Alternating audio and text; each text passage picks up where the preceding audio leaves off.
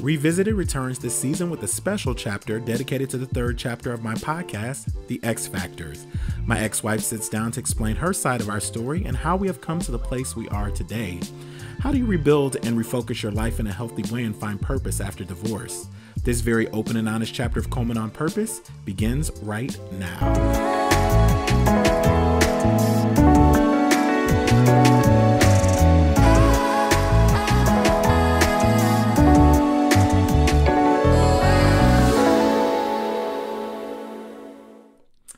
And welcome to another Coleman On Purpose. This is a revisited chapter of Coleman On Purpose. It's not really a chapter, but it's a revisited. I did these last year and I really enjoyed doing them. I have a very, very special guest here for the very first time. This is my ex-wife, Lauren Coleman. And I told you guys I was going to bring another guest on here that will be able to tell a little bit more of not only my story, but her side, because a great portion of my life was with the woman that's sitting right next to me today. And we're going to talk about and get into a lot of things today, Lauren. So I hope you're ready. Yes, I'm ready. To talk about all of these things and do all of this. I think the last time we were on camera was like on a YouTube video or something like that way back in the day. So This is the first time. But I'm excited to have her here because every part of my life and everything that's led up to now has had very important people in my life, and there's been very big stepping stones in my life that have always built up to what I do now and who I am today. And so I attribute that to many of the great people that were in my life. So it would not be even right if I did not have her on here. And it's just amazing to have you. So we'll get into this right now. So let's start with how we actually met one another. Okay. I think it was back in 2003. I had met you. A couple of the leaders of our church that we were attending at that time, they had a dinner after church, and they had invited all of us, like young college age type kids there. So, we just went everywhere together. And so I happened to go to this dinner and I see this new face and I'm like, who's this dude? And I remember one of the leaders of the ministry had introduced us, and she had wanted us to exchange phone numbers just to befriend each other, because I had been going to the college already for almost 4 years. So I was kind of, acclimated to the campus and different things like that already. So I was just ready to kind of just befriend him, take him under my wing. He was new to campus, new to the city as well. So I do remember that. I remember our church and how involved we both were with church at the time, because I had come from my church in Dayton, and they kind of linked me up with this church here, like a sister church. So I was I can definitely remember that time and how like my life really did change when I met you and everyone else that was there. Like my life totally changed because I had a community. I had people that I could be around. I had family. It was like we were together all the time. When I say all the time, yes. What they call us with the three, we had the the four amigos, three musketeers. It was all of us. Like we really stuck together, and we did so much together during that time. But it was great at that time to be around family, to have someone you could go over to after church with and be with all the time. And that's really how I think we became close over that time. Definitely. And we stayed friends for a very, very, very long time before even thinking about moving into anything like engagement or even marriage. Like we were friends before that. So what actually do you think brought us into wanting to even go further with being with one another? And like all these questions are off the whim. I told her I was going to bring her on here and do this stuff like just like we're not gonna write no notes and we're just gonna flow with it, because I think that's gonna be the most organic and most authentic. So what do you think actually made us want to take it further in our relationship at the time? Yeah, And what I like to do is I'd like to just speak from my perspective, because I don't want to speak for him from his perspective. So for me, from my perspective, kind of some of the things that kind of led me to feeling like God was wanting us to take this to the next level. I had just started thinking about where I was at in my life, and I was involved in so many different areas of ministry.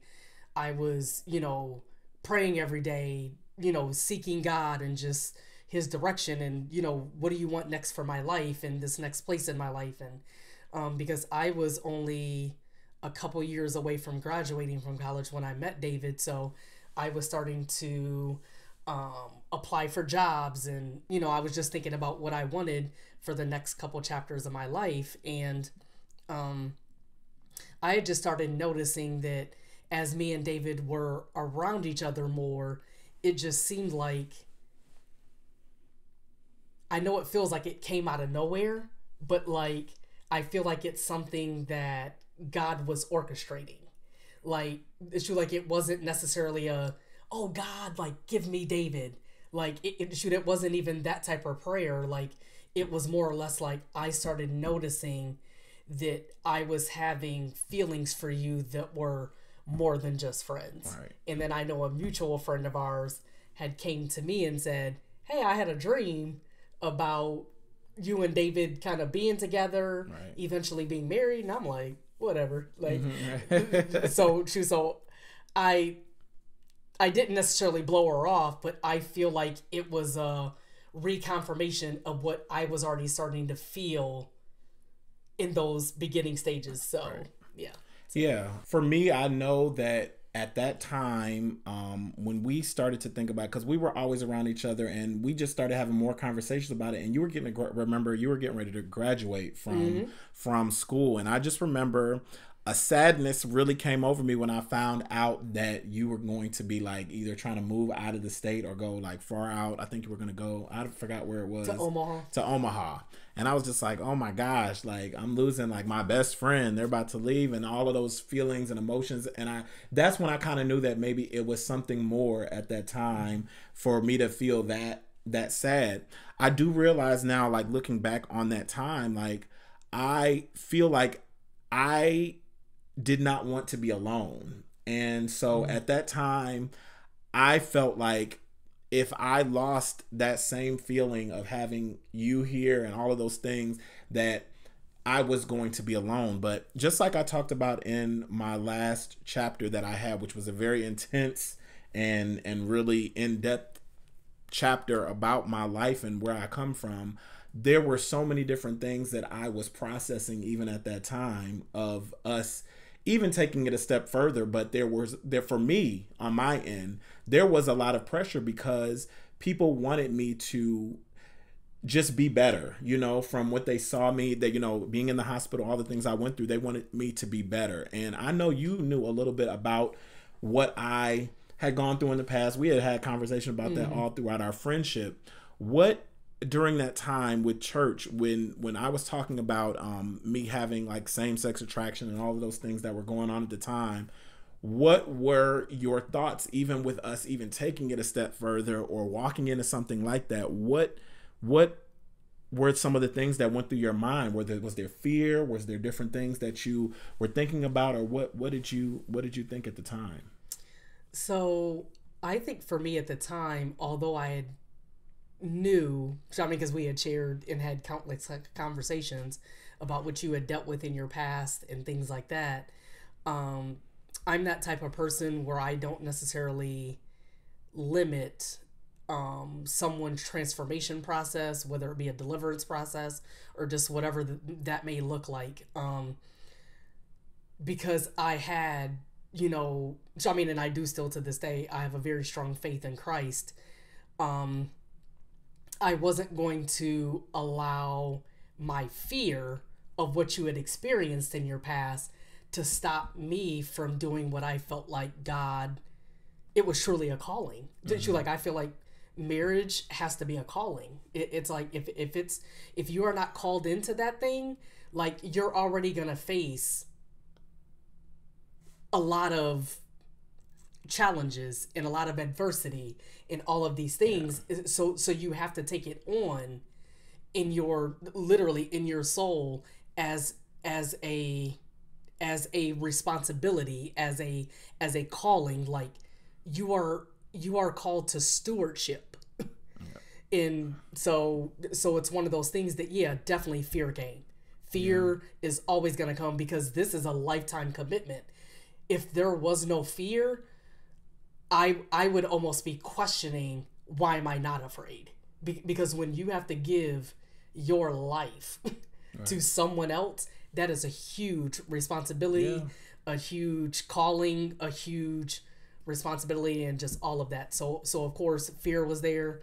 I had a couple different people approach me because they had dreams and different things like that. And and of course, I took heed to those things, but I wasn't going to allow that to deter me from what I felt in my heart God was desiring for us to be married. Right. So I totally agree. And in that moment, I think that many people, like even in my time then, I was very deeply involved in church at the time. Like I even was a minister at one point in time later on, but there were so many things that I was doing at that time and in college, and I was still dealing with all of this stuff during this time.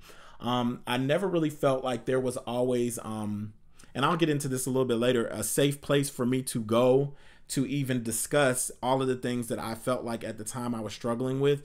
I have a new understanding of what was happening at that time, and I'm learning to like walk through whatever process I'm moving through. I'm learning to walk through those things and do it as me, just me, all in general. Like it's not about anybody else. It's not about what I have thought in the past. It's about what I'm looking forward to in the future. So I'm going to be authentically me, and whatever needs to happen within that time frame is going to happen. But I'm not feeling any stress or condemnation or anxiety about the choice to walk in and be my true authentic self, through this process. So I really think about all of those things, even when we were planning to get married, and even on the day of the marriage. That was very scary for me, because, and I don't know if you were afraid at that time, or if there was any just walking in there, but I knew that I wanted to not only make you happy, I wanted everybody else to be happy around me.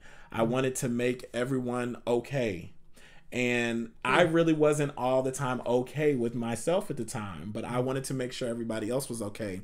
And even when I was in therapy, my therapist always talked to me about how I try to please everyone else besides looking into myself. And a lot of times I would think I was selfish.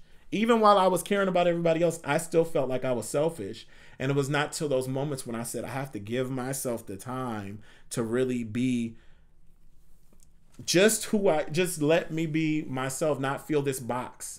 I felt like there was a box. And so at the time it felt very boxy. And I was just like, I don't even live like this. This is never how I've been in my life. So this is weird for me. So I think a lot of people power through it. They do. They power through, and they work through marriage. What do you think about just people that are able to power through it, or just maybe hold back a lot of those feelings in order just to keep it? Do you think it's healthy? That's all I have to say. Do you think it's healthy all the time to keep everything boxed in for a long time and then just live with it? I think that there are people that have been able to find their definition of success. Right.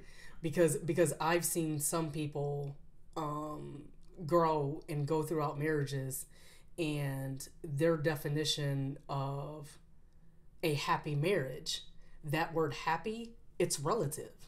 It's all about perspective. And what do you deem happy? Okay. There's some people that have struggled with the same thing that we've struggled with, but there's some people that have decided, I want a family unit. So they decide, I'm going to put past these feelings, put them away, put them in a box, do whatever I have to do. It's like, because they say, I want to have kids. Yeah. I want I want kids. I don't want to have to adopt. Yeah. I don't want to have to find a surrogate. I don't want to have to. I want to have a kid. Yeah. So they do the structured formality to produce children, and then I feel like part of them, there are some people that are able to go through the motions of marriage without actually having the true joy and the happiness that you are supposed to receive from your partner. I truly believe that there is a breakthrough that is supposed to take place, and it's like, I feel like if you are in a place where you are not able to be your true authentic self, why are you there? Your partner is supposed to help bring forth your true authentic self, and you were supposed to bring forth my true authentic self. That's true. We are not responsible for each other's happiness, but I do believe that I was supposed to, while we were married, I was supposed to be able to come to you and ask you and tell you anything. Yeah. And I believe that because we were trying to protect each other and protect our feelings and not hurt each other and not hurt these 120 people that came to our wedding and all of so going back to the question that you were asking, on my wedding day, I felt 100% peace. Wow. I didn't feel afraid when I was walking down that aisle to commit the rest of my life to you. I was willing to truly forsake all others for you. I met my vows. I met them when I said them, and even as I was walking down that aisle to marry you. So no, that day, there's always the nerves of, are you pretty enough? Does your dress look enough? Are the table covers? Because I'm such a organizational person, a creature of habit. Like I want everything in its perfect place, and shooting all of these things. So I had more of that. Like, did they like the food? Did they like the cake? Are we smiling enough? Did we say hi to everybody? Did we say thank you cards? Like, did we do all of that? But as far as my commitment to you, no, I didn't feel any hesitation, any fear, anything leading up to that day. My total focus was on you that day. I didn't care who didn't get fed. I don't know what, like, some people told me some things that were, just, I can't even remember what they were now, but they were small, minute things. And I'm just like, it was something I wasn't paying attention to because I was so focused on getting ready to spend the rest of my life with you. So I think my whole, even going into that day, when I think about it, I said, I don't even think I was, at that time, I didn't know if I was even, the fear in me was a lot, because I felt like I wasn't even going to be able to live up to anything at the time. And in church, a lot of times, or just life in general, or even within the Black male community, we are taught to push through whatever.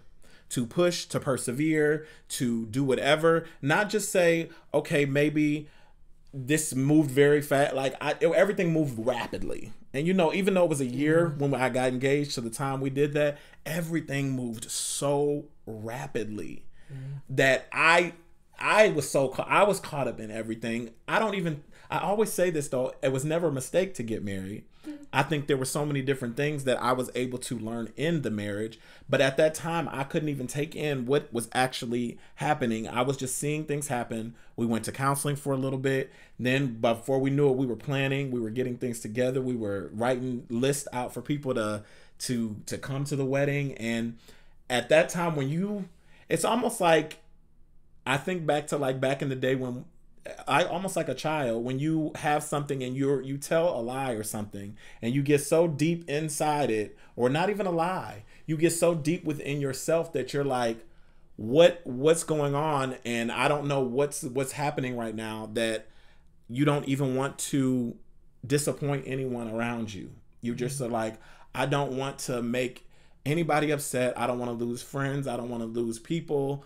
I don't want people to be upset with me. I don't even think I thought logically enough about what actually was happening at that time. Right. And so for me, that was, I don't even know how I did it, but I will tell you this. Within the first 2 years of us being, even I knew it was still a great decision. I felt that it was I was like, I'm happy. Everybody else seems happy around me. Everybody is good. My family is excited. My brother, like everybody is like, you did it. You did it. It's forever. And all of these things.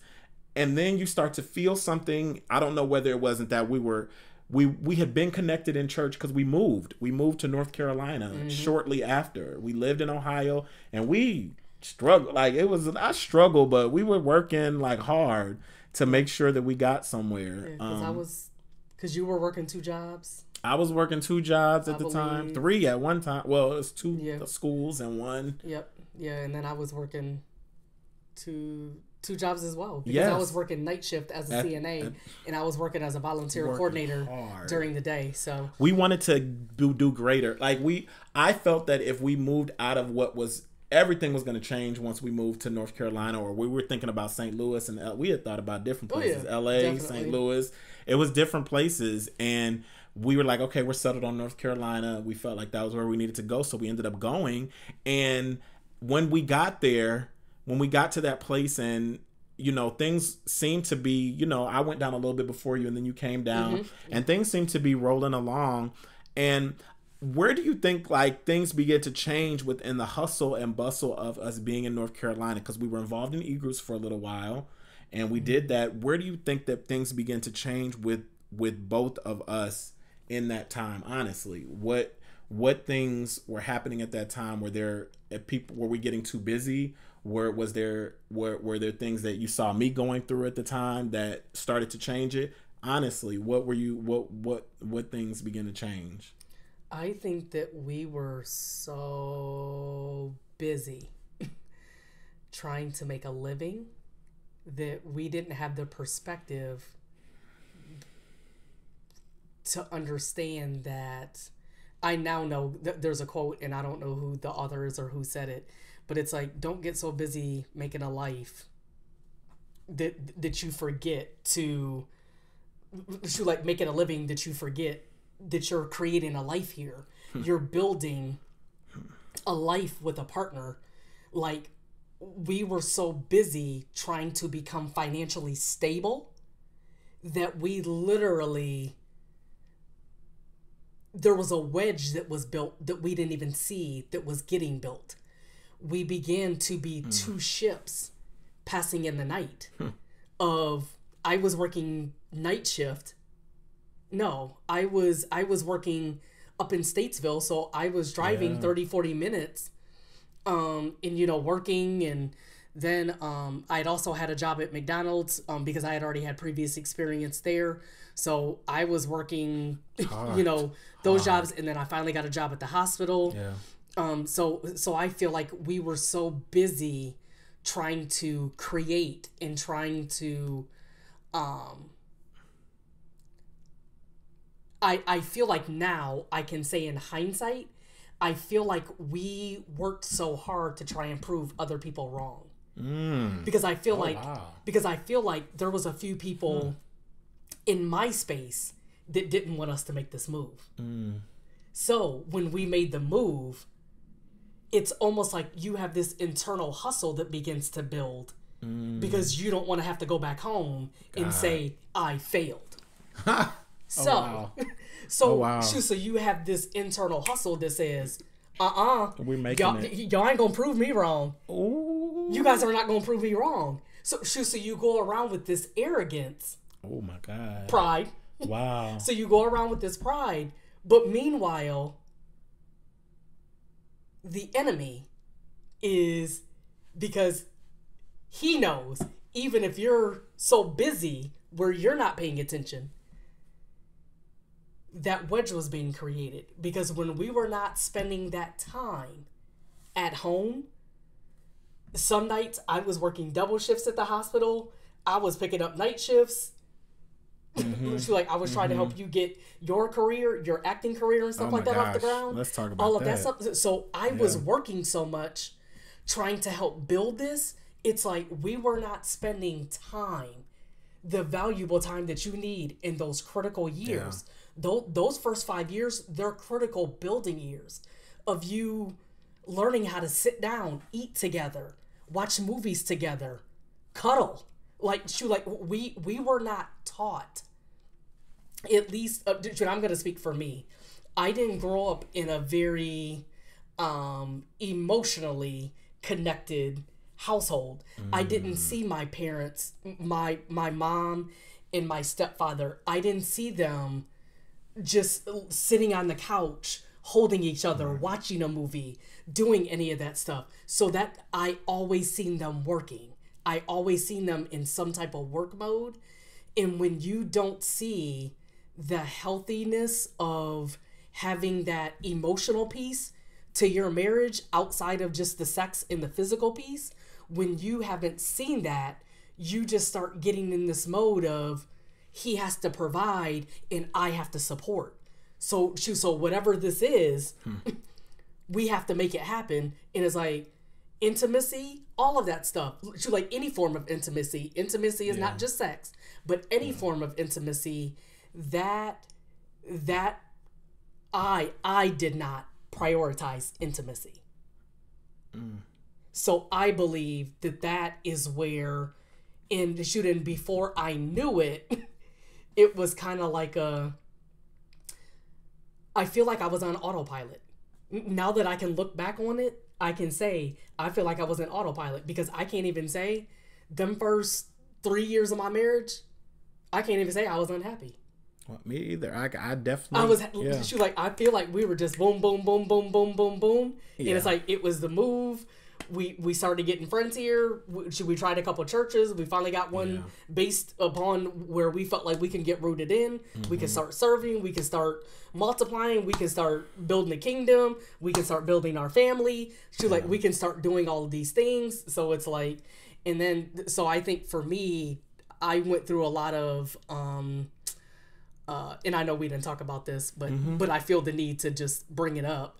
I won't necessarily say I had fertility issues, but it was one of those things that I had a lot of heavy bleeding, a lot of clotting, and all of these different things that were preventing some of the times of intimacy and different things like that. So I feel like that was another wrench that was kind of just thrown into our marriage that we didn't expect to have to necessarily struggle with. I didn't think that I was going to struggle with conception or any of that. So let me tell you, there was nothing. I always have told her, this is something that many Black women, they deal with this more than you know. And so that was really, I was always there regardless of whatever, when that was going on or everything like that. We're going to work through it. We're going to get through it, because I cared. And I still do, you know? And so these things at that time, that was one thing that I will say, and I've never even really said this out loud before, but I went through a process of being upset with God, because I was mad that, you know, that at that time, but the reason why I think God, you never know what he does, because I was like, I think that's going to fix everything, because I was still going through things where I had these attractions in my head and all of these different things. And I still wanted to be able to, I wanted to do I just wanted to be, I wanted to love who I wanted to love at any time, you know? And I wasn't out there doing a whole bunch of cheating, lest there was infidelity at one point in time, which I'll tell you about her. This one right here, even through that point of our life, we attempted to work through even those portions of time. And so even during all of these things that were going on, I felt responsible for the downfall of everything. Like, I felt like I was the reason, like, my liking guys or whatever was the reason why you were sick. Like, I put that on myself. I truly did. I felt like it was all just God was trying to curse, like, just everything that was going on. These are things that went through my mind until I read a book down here. In the middle of everything that was going on. It's right down here. And that's why I keep these books up here. Y'all think it's just for no reason, but it's actually because these books got me through life. And it was called Destined to Reign, and it helped me to forgive myself of things that I did in like the third or fourth, maybe the fourth year of the marriage. And those things this cleared the condemnation part of it, but it also taught me that I needed to free myself of a lot of the thinking that I had grown up with and learned and was so churched in all of the time. It also gave me a sense of freedom. I'm not telling you this book told me to get a divorce or anything like that. Those were internal things that in my mind, I decided at the time was best because I can't go on, and I was not trying to drag anybody along with the mess that I was still processing in my life. I was not going to do that. That's one thing I will not do, is make somebody sit here and suffer while I'm sneaking around and doing all of this stuff. That's something I speak heavily about, with that goes on everywhere, more than you know it, definitely, wherever it's at. And I am not that type of person. You know, a day after whatever happened, I came and I talked to her, because I can't keep a lie for nothing. Like, I'm going to tell you the truth straight out. And this is what brings me to my authentic self, is because those were the first steps of me being free, was not living in a lie. People will live in lies for years and years and years and years. And I don't even know how they can do it, because I couldn't even live with myself if I was looking you in your face and telling you I love you every day, and then going out and just having my way with whatever and whoever. That's not how I roll. And that's never how I've been. So I was not going to hurt this individual that I love very much to this day and do those things. That's just not me. So I was like, God, I'm upset. I'm like, you got to do something. And the emotions of everything, I think, built so quickly with me that it led to me. I don't know about just the decisions I was making at the time, but I know that I wanted to I just needed to be with myself, because I was like, this is what's best for me at this time. I don't even know sometimes about my decision, but I do know that right now it has brought me to therapy. It has brought me different things that I needed in order to process, talk to people. I probably couldn't even have this conversation with you like five years ago or anything like that. I don't think we could have even sat down and talked about it, because there's so many different emotions that we go through. The process of divorce is rough. Please give advice to anybody that is thinking about it or wants to, like, or even is about to get married. Like, what advice would you give to people even walking into or stepping into any type of marriage, you know? So I've had the opportunity to speak to about 5 different people that have come to me and have approached me that were getting ready to get married. They're still married now. They're in happy marriages and they're thriving and stuff. And it's really great, because if someone can learn from me, although I hated having to have this lesson, I never wanted divorce to be a part of my story. Yeah. But now that it is, I feel like God said to me that day that I left the courthouse with you, the day the divorce was final, the gavel got hit. When I tell you, I felt like my heart had left my body. Yeah. When I sat in that car, God said, if you allow me to use what you have left, I'll use it. Allow me to use what you have left. I didn't feel like I had anything left. I'm just like, I lost my best friend. Yeah. I lost the person that I know I could tell anything to this man. I could tell him anything. But I would encourage people, through walking through what me and David went through, I would say, and I've had the opportunity to kind of walk people through this premarital journey and all of this stuff. I encourage people, if you are thinking about getting married, thinking about proposing, thinking about doing all of this, get some deep, intensive therapy. Pre-therapy. Premarital therapy. Whatever you can expose, acknowledge, do all of that stuff. Heal as much as you can heal before you get married. Because when you get married, your partner takes on the healed part of you and the unhealed part of you. Yeah. So the stuff that you didn't acknowledge and the stuff that you didn't know, We'll figure it out later and we'll walk through it together as it's revealed.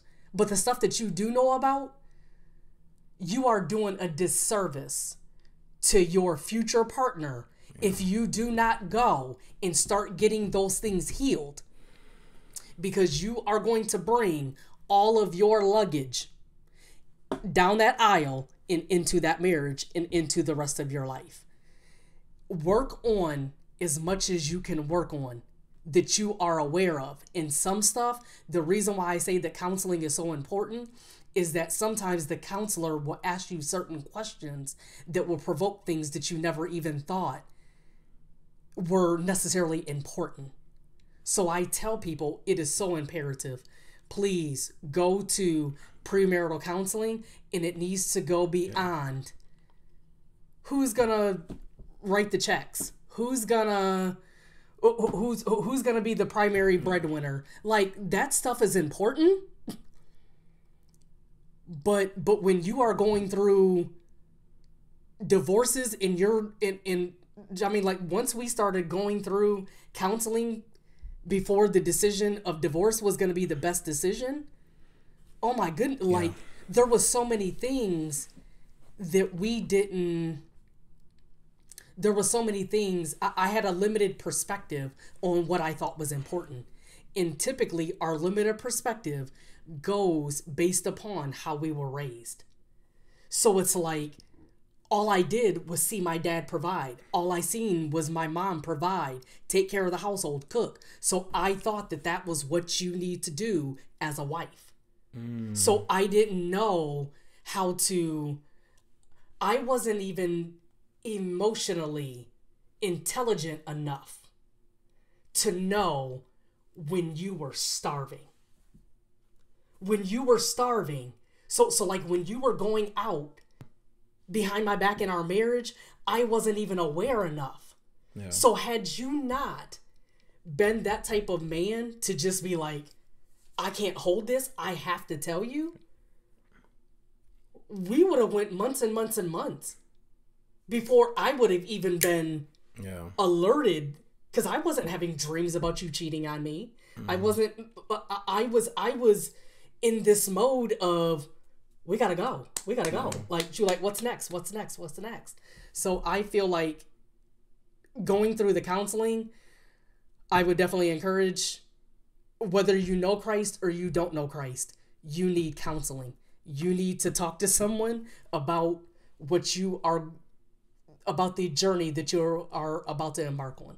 So, and let me say this real quick, because even in that time of doing this, I believe, like, there are guys out here that go through some of the same things in marriage, and whether it be guy, girl, whatever, I think that there are times when, especially with guys that are dealing with just like liking other guys and different things like that, I feel like the church is not prepared enough to even talk about those things. Because I remember us being in e-groups at a church we were at, and I remember really at a crucial time in my life after that time that I had stepped out, and it was, there was a time when I came back around and I was like, I need help. I need to talk to somebody about what's going on. And they looked at me like I was a plumb fool. Like, they didn't want to even touch on anything that was anywhere in that ballpark. They like, it's almost like it's very taboo to talk about these things. I even talked about on the last chapter about me being in an environment when I was with my father, and these guys are all talking about all these things going on with same sex, what's going on in the world. And I wanted to talk out so bad, but it's hard to even open up about it sometimes because nobody is seeing point of views. Nobody's seeing point of views. Everybody wants to be right. You have people over here that are going to give you a scripture about what's going on over here. You have people over here that are like, why are you even in a religion like that doesn't accept anything like that?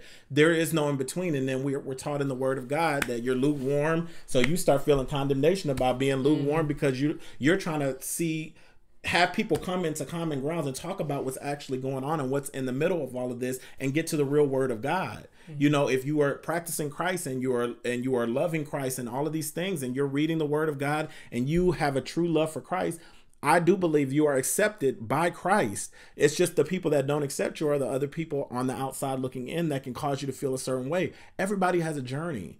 I want people to realize that every single person has a journey to purpose. And I still believe that in the midst of divorce and everything that's going on, that God was still preparing a purpose. And we didn't know what it was going to look like. We didn't know if it was what was going to hurt. I was listening to a song by Kirk Franklin earlier today, just talking about the pain and the hurt that you go through in order to get to the places where you need to be sometimes. Everybody thinks it's a smooth road sometimes getting to purpose, but sometimes there's much more of a requirement for people who need more. Who need more, and God is willing to provide that for you, but you have to come to him as you are. And I don't think people realize when you say as you are, people still point back to who you are or what they think you should be. It's not who you are. They're like, this is not who you are. This is you've made up this thing of what you want to be. It's in your head, and this is what you feel that you are.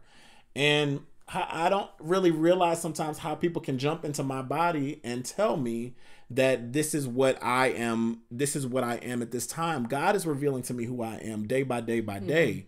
And I do believe I'm walking in where I need to be and where I'm called to.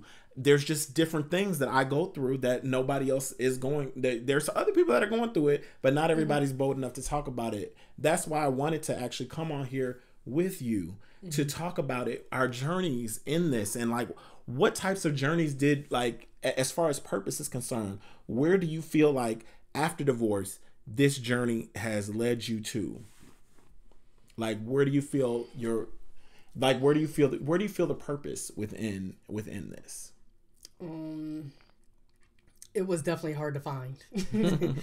Because I'm going to tell you the day when the judge actually hit the gavel, when I tell you it was weeks to months of me just walking around. I was literally walking like a zombie. I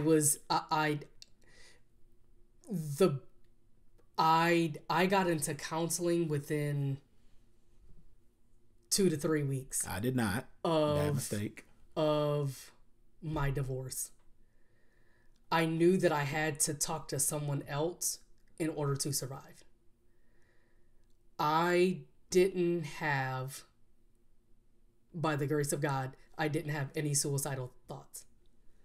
And I know that was nothing but God just protecting me. Yeah. But I never understood it. And I don't know if David ever knew this, but his mom had told me something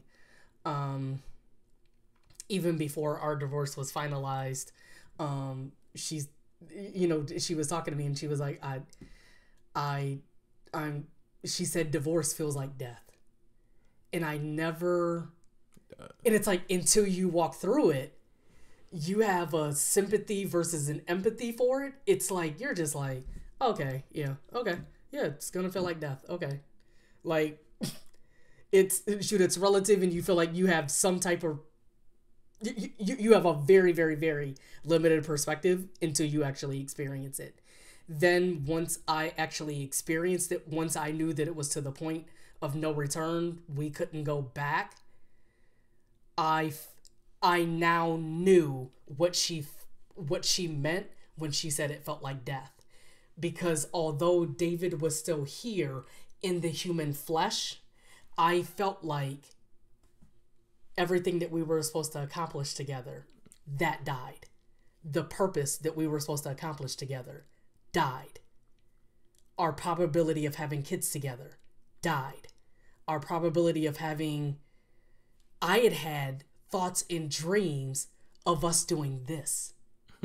We were actually going to be marriage counselors. That's what I envisioned.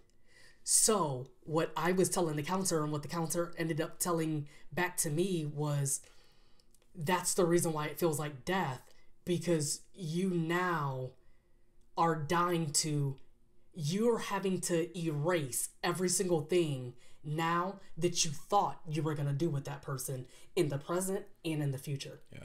So that literally takes some time to get erased and undone. And now you have to imagine, I either have to do this alone or I have to do this with somebody else. Yeah. My brain was never going to think of going there. Of like, I got to try and accomplish this with somebody else besides who my best friend is. Yeah. Like, my spouse, I feel like your spouse is supposed to be your best friend. It's not that you can't have other best friends from college, other best friends from high school, childhood and stuff growing up, but the person that you should be able to go to and talk to about every and anything, and a person that you can imagine spending the rest of your life with, that is supposed to be your husband. If you don't have that, I can tell them anything, you need to do some soul searching. So I'm not going to say that person is not called to be your spouse, but you have to do some soul searching if that person, if your spouse is not in that best friend seat. There's a lot of things I feel like when I think about marriage, I now know, because I did not, like, she went directly to counseling. I did not take that road. Bad mistake. That is automatically what I should have been doing. But I was under the impression that I can still handle all of this on my own because I did it to myself. I was condemning myself all over again because divorce, you're not supposed to do that. That's not in the word of God. These are things that you go through. It didn't process until I started going to therapy finally in 2020. That's way, way later. And I had to learn many lessons along the way there. Yeah, wow. Through just having to be hurt again and again, and then just having a lot of different things going on where I couldn't talk to her about it. Like, it was just, there was a lot to process. So I think the best thing that people can do in marriage, to me now that I've seen and I've gone through things, is everybody should have their own definition of what their marriage should be. Yes. To me. Because I was going by a definition of what I saw or how a guy should act. I was placing some of the things or the things that I saw other guys doing. Like, I'm not that, so Lauren couldn't possibly like this or whatever was going on. I was placing all of those things in my mind. Like, this is not what God's supposed to. I'm not supposed to be creative, or I'm not supposed to be like just using my hands like this. I'm supposed to be. I turned into a whole different person, walking around like a statue. And you wonder why at the time I was feeling boxed in. Is because I'm not myself. No matter what I was attracted to or what was going on, I never felt like I could go forward because I was in a stiff statue version of myself that I couldn't even recognize. That's not David. Yeah. So it's almost like being in this box of, oh, I have to watch football on Sunday. I got to bring a bunch of guy friends over so we can eat wings and drink beer and talk about all these different things. And it's like, I tried it all. Like, it's not you. It's not who you were created to be. So that's the reason why anything that was outside of your authentic self, it made you feel uncomfortable. I knew when you got in certain spaces when you were not comfortable. You wore it all over. Your body language said, I am not comfortable in this space. Yeah. I don't feel safe enough in this space to be my authentic self. So, like, if I don't know anything about football, I think that sometimes you didn't put yourself in those arenas because if you don't have the knowledge of it, or just you tried to blend a lot. Yeah. And it's like, I was never meant to blend. And it's like, and when you're trying to blend and you're not still staying authentic to your true self, it causes you to fight and resist. And then when you feel that level of disappointment because you feel like telling me that you're going to disappoint me. One of the things that I want people to know, even if you are currently married or are currently engaged and you are stepping out on your spouse or your partner or whoever it may be, you are going to hurt what you feel like you're preventing. You're not preventing. You are going to hurt that person. Yeah. Once it comes to light, whether they decide to tell you that they cheated on you, or whether you see it in a dream, or whether you see them at Costco, at the gas station, kissing at the gas pump, or whatever you do. I'm done. However it comes to the light, because trust me, baby, it's gonna come to the light. It will. It's gonna come. It will, and that's what It will be revealed. You have to. Don't feel like, oh, I don't want to tell them I'm cheating on them because they're gonna be mad. They're gonna be throwing my stuff out in the yard. They're gonna do that. Like, David can speak to my reaction to when he told me about the infidelity. Yeah. I have a better, you will find an unorthodox response sometimes coming from your partner, your person, your spouse, your whoever. I had a different response because he came to me. I didn't have to see him at the Costco gas station at a gas pump. I didn't have to see him in a club. I didn't have to see him. He came to me. So I had grace that came from God above. Let me tell you, that came from God above. That grace came from Jesus. Yes. Because when I tell you my background says, okay. my background in my family history says, guns blazing. Yeah.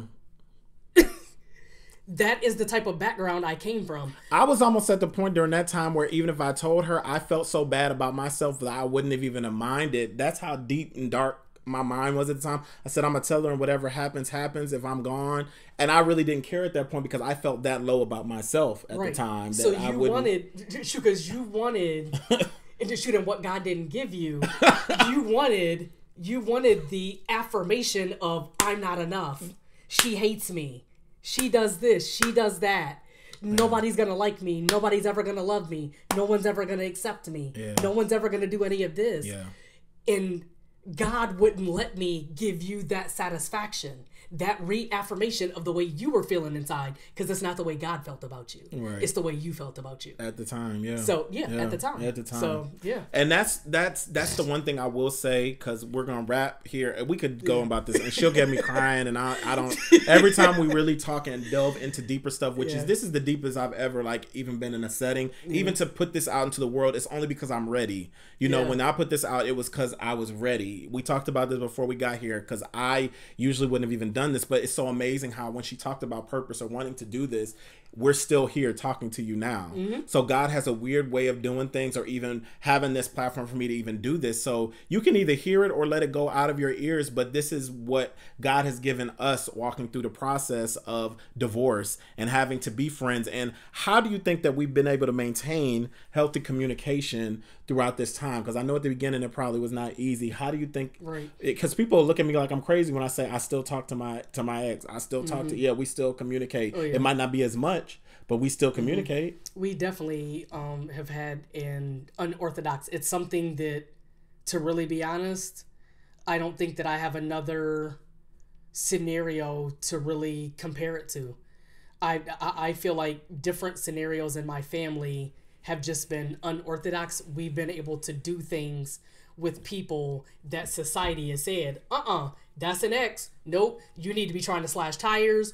You need to guns blazing. You need to not be talking to them. You need to not be doing this. Why are you calling him and checking up on him, seeing if he's okay? Like when I tell you there was so much adversity that I faced upon even still trying to keep a friendship with him, I feel like you're fighting against every single thing that we are naturally wired to do. Yeah. We are naturally wired that when somebody has devastated us to the core, hate wants to rise up, and it wants to take that top tier seat. Yeah.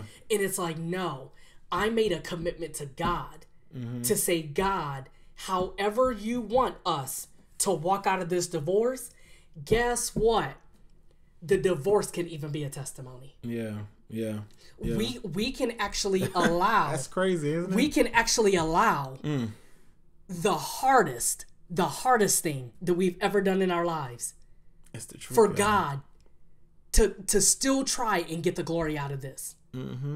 So if we can help other couples, other people that are thinking about getting married, they're coming in here with all kinds of stuff. I want to be able to help anybody to go through the healing process, go through all the things that you need to go through. I a lot of people say, hey, the counselors have to be Christians. They have to be this. They have to be that. I don't box myself in. No. Because my counselor, I don't know if she was a Christian or not. I actually got set up through free counseling through the hospital that I worked at. So I got X amount of sessions for free. Then I paid for some sessions out of pocket after those free sessions were done. But it's one of those things. I don't know if she was a Christian or not. But when I tell you she gave me so much advice as to how to treat him after the divorce, because she had me take the focus off of him and put it back to me. Like, no, like, I understand your calling and how you feel about God. Like, I can tell that you love God. You're going to have to give an account one day for how you treated this man.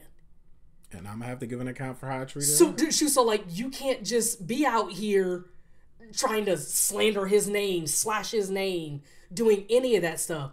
I love him, and I will always love him. I will always, always, always, always, always root for him. Whatever he has going in life, I support you. I love you. Anything that you need, I'm here. Let me tell you something real quick. Now, this is the reason why there has been a maintained, friendship and everything that has gone on here, because Lauren is a different type of woman. Like, I'm letting you know that truly, truly, truly, truly, God has worked through this entire situation where I couldn't even have told you back then what I was going to be able to do. But I know that in this time, her as a person being able to see through, we don't agree on everything. Like, I'll talk to her about what I'm like, my same sex, like, still some of the stuff that's still there, all of the things that I feel like I am. She'll look at me but there's still a love that's there. It's not like she's going to be gung-ho and just be like, oh yeah, just do whatever you want to do. She's going to tell me, because she's my friend, what she thinks about it. I don't have to take anything, just like she doesn't have to take anything from me. But she's going to let me know what's going on, and I can listen to her, and I can take it in. I just know that at this time in my life, this is where I am at. And she has loved me unconditionally through me telling her that. I don't see that much. The love that she has been able to instill, even going through all of these different things, where I no longer look at a lot of these things as going through, because a lot of times we're churched and told to look at it like, this is your struggle, this is this is that, and that keeps you in where you're at. If you live and let God do what he wants to do with you, you can be the most authentic person that you are. I have like I said, we'll discuss all this in another Coleman On Purpose, but I have my belief system, it has never changed. I still believe in Christ. I still believe in all of those things. I just have a different way of looking at who I am as a person and who God created me to be. I will never be boxed in again. And that's one thing I can tell you today. I don't ever want to be back in that space of feeling like I can't be who genuinely God has made and created me to be, or who he wants me to walk in as my purpose. Who knows what is in store for what the purpose that he's instilled in me. Or I know you. I always told her, I said, this one over here, that's why this whole thing seems like a preaching ceremony, like a preaching sermon. It's because this one over here is a preacher, and I've been telling her that all this time. And she be telling me that, but I'm like, no, I'm just going to speak to the people over here and through this, because I just believe that my words and me acting and stuff is what where God has me, the vein he has me in, the artistic and all of this. And that's where I believe he has me. But I just wanted to tell you, thank you for loving me unconditionally. Yes. Through whatever I've gone through whatever you've known about me, from my past to the future, to me having a brain injury. And being able to see past all of that and see into who I was, I appreciate that about you. If I've never ever, I've told you before, but I'm telling you now in front of everybody that I appreciate who you are to me and who you have been to so many others. So I just want to say that to you.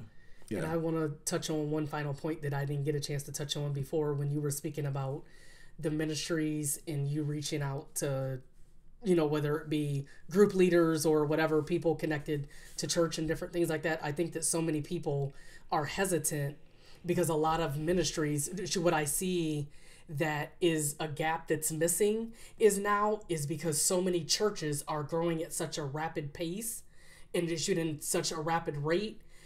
They are putting a lot of stuff on quote unquote Bible study group leaders and all of these different people to handle situations that they may not have necessarily been anointed to do. So that's what I wanted to encourage you from what we had talked about earlier.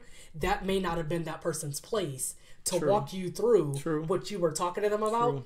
The church is set up, although we are the church. Yeah. The people that God has put in strategic positions of leadership, those were the people that you should have been able to go inside of that place and say, I'm struggling with same-sex things. I'm struggling with this. I'm struggling with that.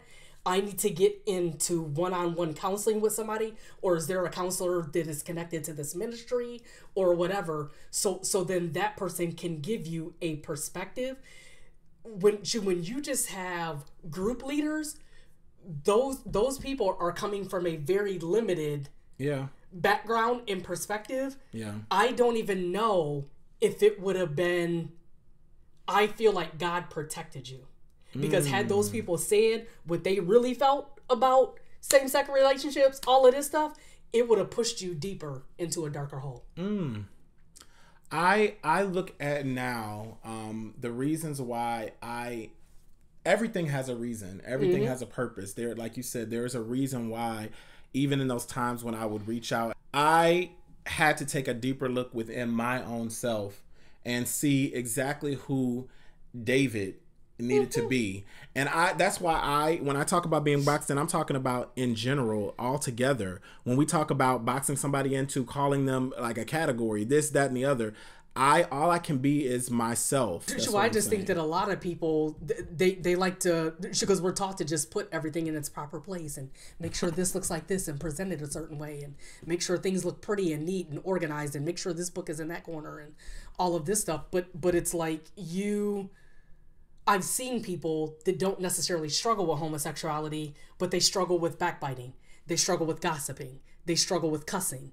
They struggle with alcoholism. They struggle with drug addiction. They struggle with all of that. It's like, what I want people to understand, me walking through this journey with David and me going through my own journey with some of the same similar struggles, it caused me to not be in such a rigid type of mentality of, oh, well, he struggles with this and I don't struggle with this, so I'm better than you. It's like, no, he may have had a struggle with this, but guess what? I got to struggle with this. And it's like, in God's eyes, when you bring it to God, God wants to heal this and God wants to heal this. So it's not just your sin is greater than mine. It's like we all have challenges, and it's like when I tell you, until the day we leave this earth, we are going to, I feel like God keeps thorns there to keep us at his feet. And that's what I always say. If it is, like, for me, like I said, we differ in that, but I said, if it is a thorn for me, keep it there. Because I'm like, just shoot or whatever do whatever. I mean, I know my relationship that I have with him. So I'm so secure in that now, and knowing that all of the things, like I said, I've been churched since I was 0.5 years old. Right. Like, I've been in church for a very long time. In the womb.